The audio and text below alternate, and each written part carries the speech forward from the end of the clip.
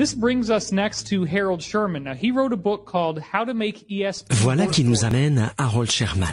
Harold Sherman est l'auteur d'un livre sur la perception sensorielle et comment la développer.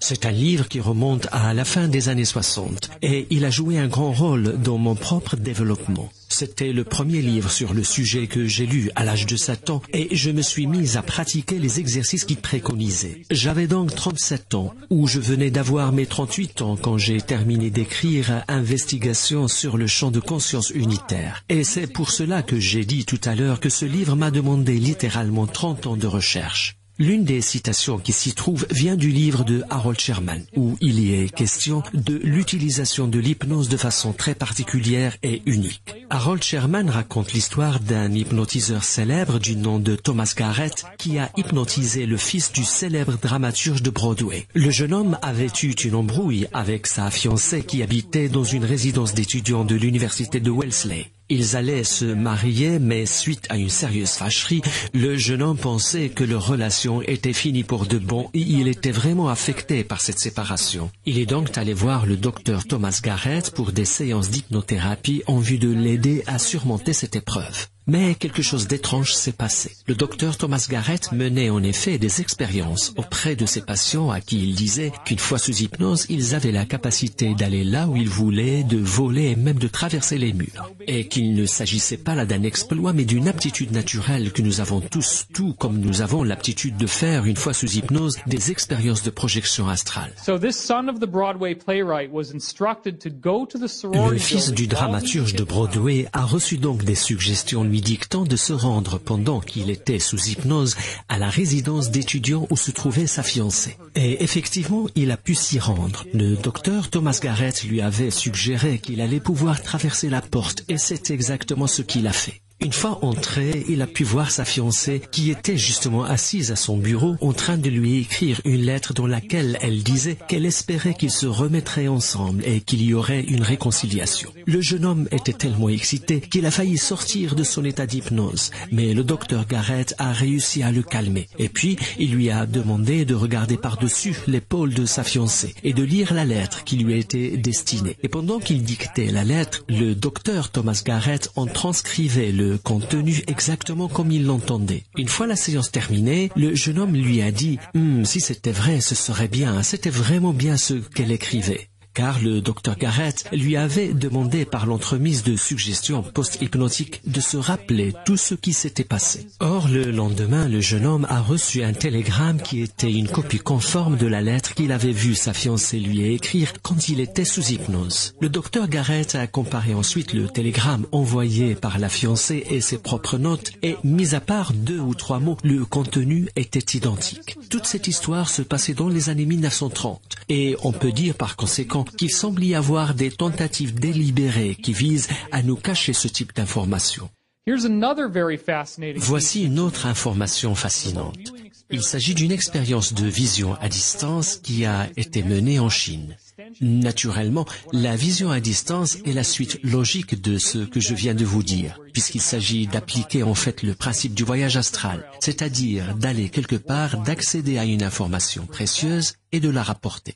They then, in the military, standardized this process to get it to the point where Mais ce que l'armée chinoise a voulu faire, c'est normaliser ce processus, faire en sorte que l'expérimentateur puisse mener l'expérience de la vision à distance par lui-même, sans passer par un hypnotiseur, faire en sorte qu'il puisse avoir une partie de son esprit endormi et une autre éveillée, capable de voir en vrai ce qui se passe ailleurs. À l'époque, l'armée chinoise menait des expériences en laboratoire sur ce qu'ils appelaient la perception extrasensorielle EHF, ou la perception extrasensorielle d'un niveau supérieur. Et parmi ces expériences, il y avait celle de la vision à distance où il était question d'aller trouver une lettre très complexe d'alphabet chinois. Les expérimentateurs devaient se mettre dans un état propice à la vision à distance, se rendre jusqu'au lieu où se trouvait la lettre d'alphabet et dire de quel alphabet il s'agissait.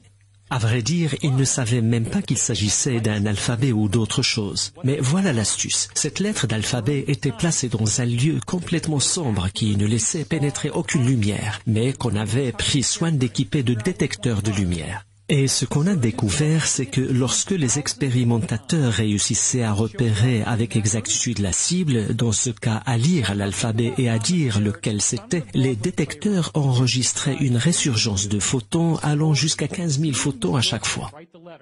Pensez à ce que je vous ai dit sur Thomas Garrett et le fils du dramaturge de Broadway. Pensez à cette histoire où il a été démontré par les Chinois qu'il existe en réalité une énergie mesurable que nous émettons lorsque nous sortons de notre corps et que nous allons ailleurs. N'est-ce pas que ce sont là des découvertes fascinantes qui prouvent que le corps astral n'est pas une simple fantaisie. C'est une présence énergétique réelle qui émet des photons de lumière, des photons mesurables. Autre chose d'intéressant au sujet de l'hypnose, c'est l'idée de la suggestion post-hypnotique. Cliff Baxter, dont je vous ai parlé tout à l'heure, faisait des démonstrations de suggestion post-hypnotique devant un large public. Ce qu'il aimait faire en particulier, c'est de dire à quelqu'un sous hypnose « Écoutez, quand vous sortirez de l'hypnose, vous ne serez plus capable de me voir ni de m'entendre pendant une demi-heure. Je pourrais être devant vous, mais vous ne verrez ni entendrez rien. C'est comme si je n'existais pas. » Then he brings the guy out of hypnosis. Now, sure enough, il faisait sortir la personne de l'hypnose et évidemment tout le public se mettait à rire car la personne ne voyait pas du tout Baxter. Baxter passait devant elle mais elle ne voyait rien. Le plus fou, c'est que Baxter a pris une cigarette et s'est mis à tirer dessus en soufflant des nuages de fumée dans l'air. Et tout ce que la personne voyait, c'est une cigarette se léviter et la fumée venant de nulle part. À vrai dire, la personne a même pris peur et a voulu s'enfuir et il a fallu que le public intervienne pour la calmer et la convaincre de rester. Elle ne savait pas que Baxter se trouvait dans la salle. Et 30 minutes plus tard, chronomètre en main, la personne voyait Baxter de nouveau comme si rien n'en était. Elle était consciente, mais ne se rendait pas compte que quelque chose était différent.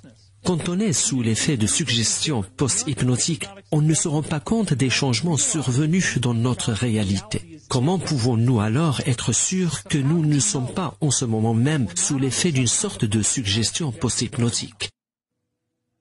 Now, just to push the envelope even further, there's an amazing story in the holographic universe by Michael Talbot. Et pour rendre les choses un peu plus bizarres, voici une histoire étonnante rapportée dans le livre de Michel Talbot, L'univers est un hologramme. C'est une histoire à laquelle il a été témoin personnellement. Il s'agit d'un hypnotiseur qui a hypnotisé le père d'une jeune fille. Il lui a dit qu'il serait dans l'incapacité de voir ou d'entendre sa fille de quelque façon que ce soit. Une fois sorti de l'hypnose et après avoir été soumis aux suggestions post-hypnotiques, l'hypnotiseur a placé la fille en face de son père. Elle était littéralement assise en face de lui, mais impossible pour le père de la voir ou d'entendre ses gloussements, et ce, à la surprise générale.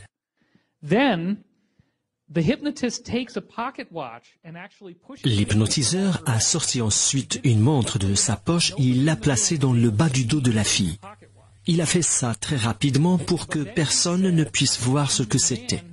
Ensuite, il a demandé au père qui était sous l'effet de suggestion post-hypnotique et lui a dit « Est-ce que vous arrivez à voir ce que j'ai dans la main ?» L'homme s'est effectivement penché en avant, a regardé et a tout de suite dit qu'il s'agissait d'une montre. De même qu'il a pu lire les inscriptions qui s'y trouvaient de façon parfaitement exacte, en regardant à travers le corps de sa fille. Now again, bear in mind that while he was doing this, he appeared to be perfectly conscious. Encore une fois, il ne faut pas oublier que cette scène a eu lieu alors que l'homme semblait être parfaitement conscient. Cette partie de nous qui sort lors d'une projection astrale n'est pas quelque chose qui se manifeste seulement quand nous sommes sous hypnose. Elle est présente tout le temps même si nous ne nous en sommes pas conscients. Tout cela laisse à penser que la réalité physique, telle que nous la connaissons, est bien plus malléable que nous croyons. Certains aiment parler de différence de fréquence ou de différence de vibration. Je sais que certains scientifiques déconseillent l'utilisation de tels termes, et c'est pour cela que je préfère utiliser personnellement le terme densité pour décrire cette réalité physique, car ce terme me semble être plus précis.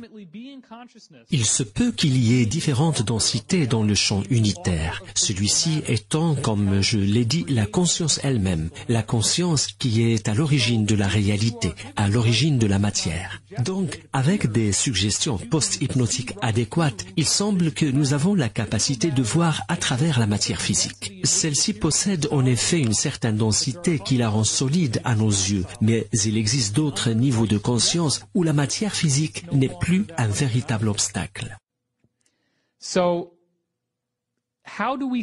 Comment arrivons-nous donc à voir à travers le voile de la matière? Si la matière physique n'est qu'une question de fréquence ou de densité, quel est le secret qui va nous permettre de voir par-delà le voile de la matière? C'est là l'une des grandes questions que j'aborde dans mon livre, ainsi que dans cette conférence qui va durer tout un week-end. Et ce que nous sommes en train de faire là n'est que le début d'une immense aventure qui ne fait que commencer.